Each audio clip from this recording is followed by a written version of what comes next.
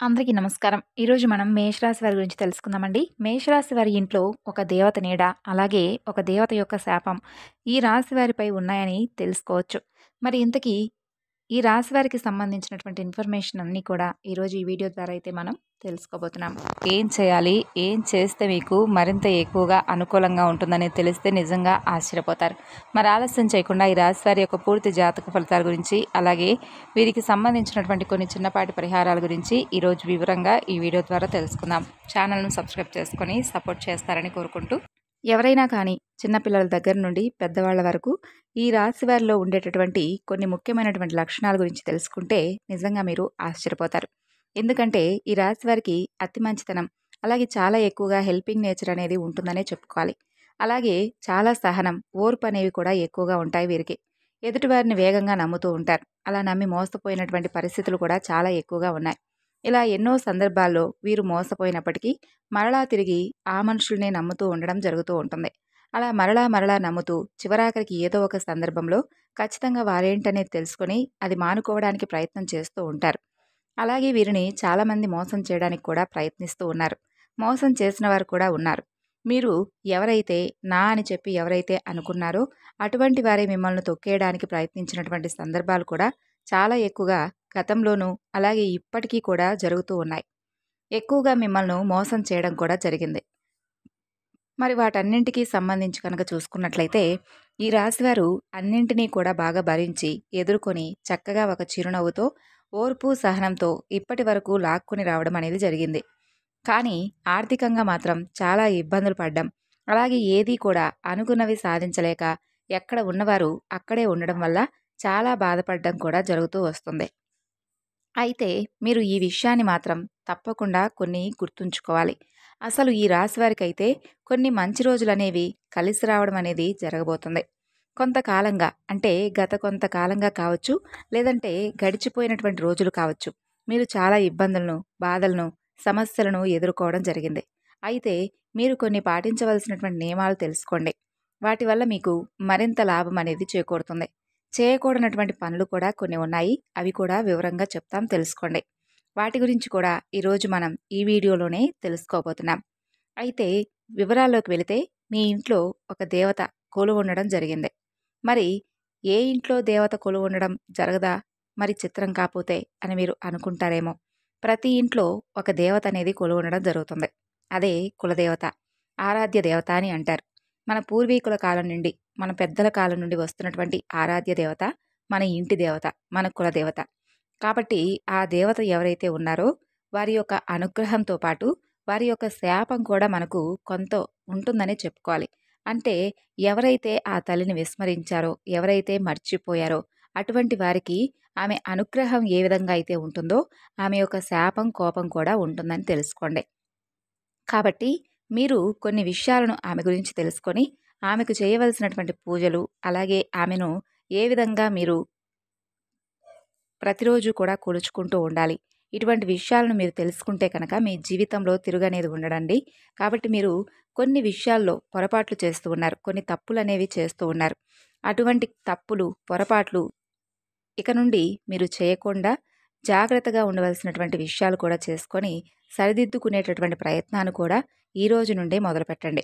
అయితే ఆ దేవత యొక్క అనుగ్రహం అనేది మీపై చాలా ప్రేమగా, కొంచెం కోపంతో కూడా ఉండడం జరిగింది. ఆ కోపం వల్ల మీకు ఖచ్చితంగా కొన్ని విఘ్నాలు ఎదురవుతూ ఉన్నాయి. అలాగే మీరు అనుకున్నది సాధించకుండా, ముందుకు వెళ్లకుండా ఆగిపోవడం జరుగుతుంది. విజయాలు సాధించాలని చెప్పి మీరు అనుకున్నట్లయితే కనుక మీరు తప్పకుండా ఈరోజు ఈ వివరణ అంతా కూడా విని చిన్న చిన్న పరిహారాలు ఉన్నాయి, వాటిని పాటించి చక్కగా మీ జీవితాన్ని ఆనందభరితం చేసుకోండి. మరి మీరు తెలుసుకునేటటువంటి, పాటించేటటువంటి నియమాలు ఏమిటో కూడా ఈరోజు మనం క్షుణ్ణంగా తెలుసుకుందాం. ఈ రాశి వారికి మీ ఇంట్లోనే ఒక దేవత యొక్క అనుగ్రహం, శాపం అనేది ఉందని చెప్పాం కాబట్టి ఆ దేవత యొక్క కటాక్షం ఎలా ఉంటుందనేది తెలుసుకోండి. అలాగే ఆ దేవత యొక్క శాపం కూడా మీపై అలాగే ఉందని తెలుసుకోండి. మరి మీరైతే కొన్ని పనులను ఖచ్చితంగా దూరంగా ఉండాలి.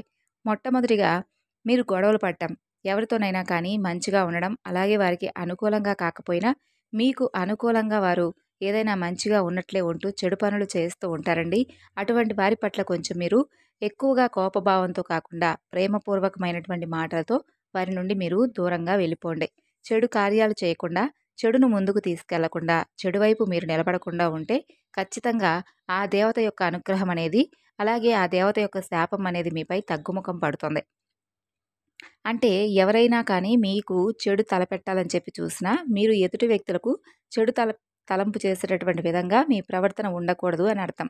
అంటే చెడ్డవారికి చెడ్డగా ఉండాలి అని చెప్పి అంటారు కానీ, మనం ఎంత ఓర్పుగా, సహనంగా ఉన్నాము అంటే, మనకొచ్చేటటువంటి జీవితం అనేది కూడా అంతే ఆనందంగా ఉంటుంది. అలాగే ఎవరైతే గర్భిణీ స్త్రీలు కానీ, చిన్నపిల్లలు కానీ, ఆడవారు కానీ ఉంటారు కదా! మరి అటువంటి వారిని కూడా మీరు ఇబ్బంది పెట్టేటటువంటి చర్యలు అస్సలు చేయకండి. అలాగే మీరు వీలైనంత వరకు నాగదేవత యొక్క ఆరాధన చేసుకోవడం చాలా మంచిది. అంటే మీరు ఎప్పుడైతే నాగదేవత యొక్క ఆరాధన చేస్తారో, ఆ సమయంలో కూడా మీరు చాలా నిష్టగా, నియమంగా పూజలనేది చేయవలసి ఉంటుంది. మరి అలా చేయడం వల్ల కూడా మీపై ఉన్నటువంటి నాగదోషాలు కానీ, సర్పదోషాలు కానీ, ఇటువంటివన్నీ కూడా ప్రతి ఒక్కటి కూడా ప్రతి మనిషికి ఉంటాయండి. అంటే తెలిసి తెలియక చేసేటటువంటి కొన్ని దోషాలు, తప్పులు ఈ జన్మలోవి కాకపోయినా, పూర్వ జన్మలో ఉన్నటువంటి మనకు తెలిసి తెలియక చేసినటువంటి తప్పులుంటాయి కదా! అవన్నీ కూడా మనపై తెలియకుండానే మనపై ప్రభావం చూపిస్తూ ఉంటాయన్నమాట.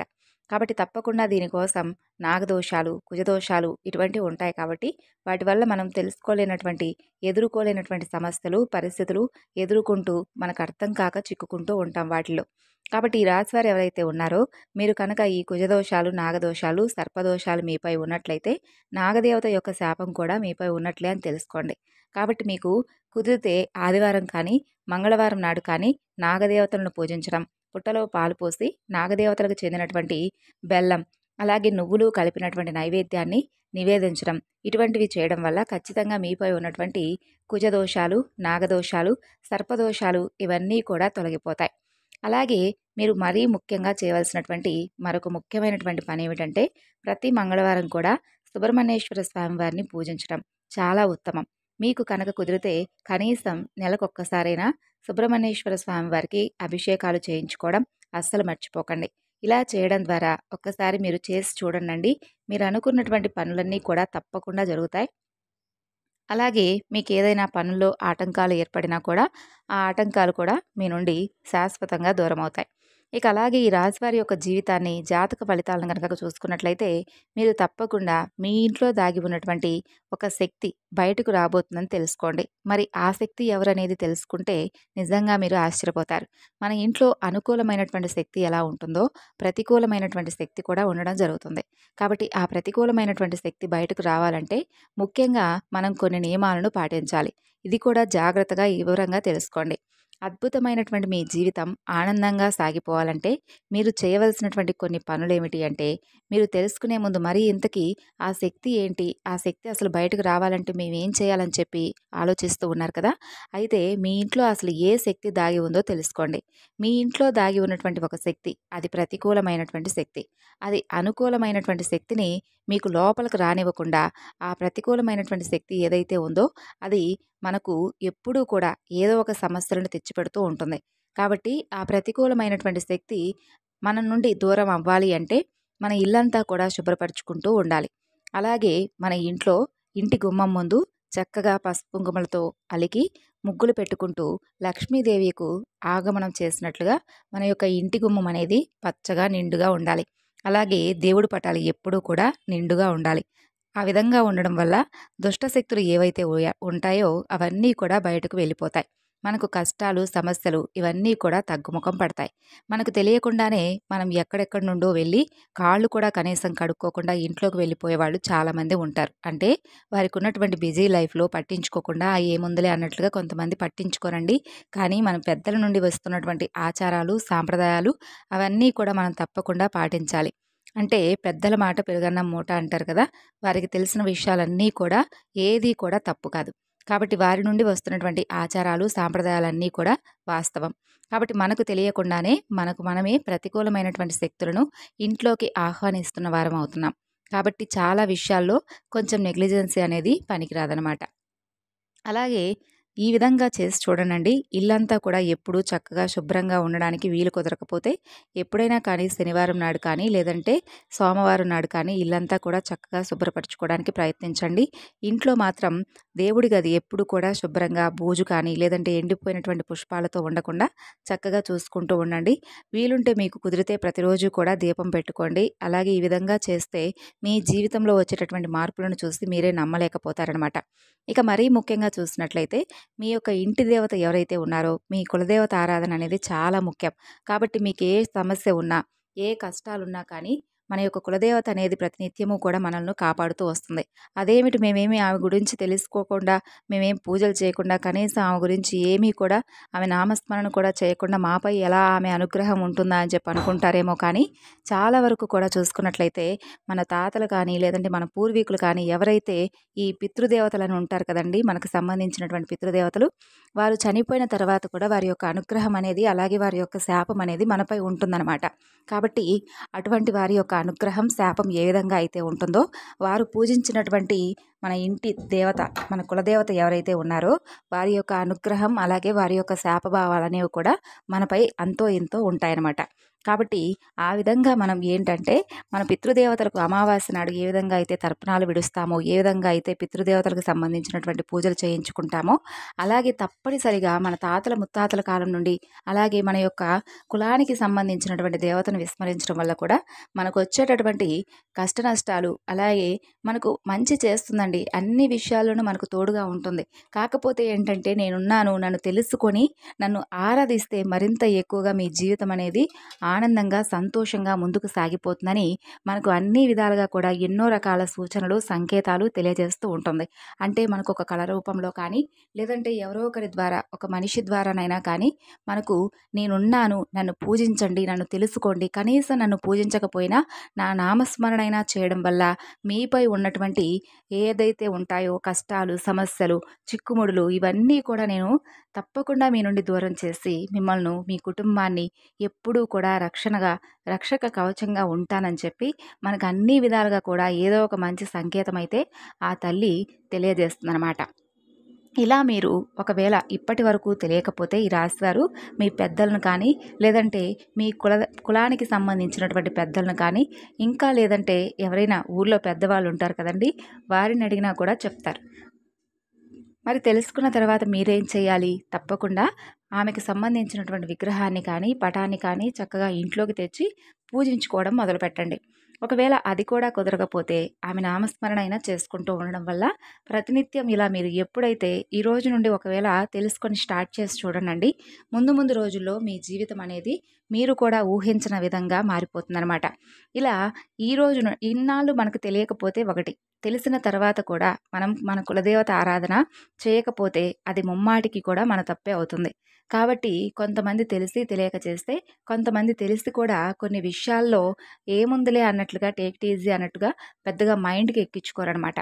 తర్వాత అన్నీ కూడా సమస్యలు ఒక్కసారిగా మీద పడిపోయినప్పుడు మేమేం చేశాము? మేమంతా కూడా మంచే చేస్తున్నామే, అందరి పట్ల కూడా మేము మంచిగానే ఉంటున్నామే, తెలిసి తెలియకుండా కూడా మేము ఎవరికీ ఎటువంటి అపకారం కానీ, కీడు కానీ తలపెట్టలేదే, మాకే ఎందుకు ఈ కష్టాలు, మేమేం పాపం చేస్తామని చెప్పి బాధపడే కంటే కూడా ఒక్క విషయాన్ని ముందుగా, అది కూడా మంచి విషయాన్ని తెలుసుకున్నప్పుడు మనం ఏదో ఒక విధంగా ఒక చిన్న ప్రయత్నం కనుక మనం చేయాలని చెప్పి మన మనసులోకి ఆలోచన వచ్చింది అంటే తప్పకుండా మనం ఆ పనిని చేయాలండి.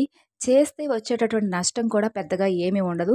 కాబట్టి తప్పకుండా ఆచరించి మీ జీవితంలో మరిన్ని ఎక్కువగా మంచి సంతోషాలను, ఆనందకరమైనటువంటి శుభవార్తలను పొందాలని మనస్ఫూర్తిగా కోరుకుంటూ, ఈరోజు ఈ వీడియో ద్వారా మీకు తెలియపరిచినటువంటి ఈ వివరణ అంతా కూడా మీకు నచ్చిందనుకుంటున్నానండి. నచ్చితే తప్పకుండా లైక్ చేసి సపోర్ట్ చేయడం మాత్రం మర్చిపోకండి. తిరిగి మరలా మరొక వీడియోలో అయితే కలుసుకుందాం. అంతవరకు నమస్కారం.